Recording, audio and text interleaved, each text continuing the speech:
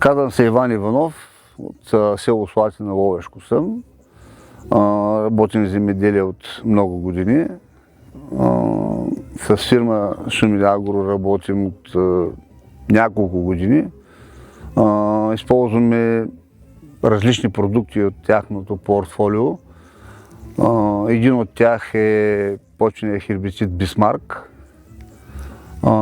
Решихме да го използваме, защото ползвахме други продукти и решихме да ползваме него като алтернатива на други почвени продукти в култури рапица и грах. Прилагаме го след сидба преди поникване. Доволни сме от него, в зависимост от условията, от влагата в почвата, и резултатите са така подобаващи. Много така добра защита от плевели, не стресира културата. Така, при добра почвена влагозапасеност държи чисто полето от плевели до пролетта.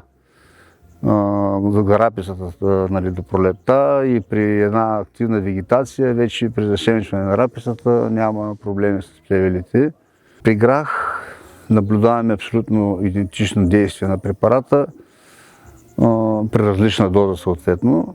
Чисто поле до жътва. До жътва няма вторично заплевеляване.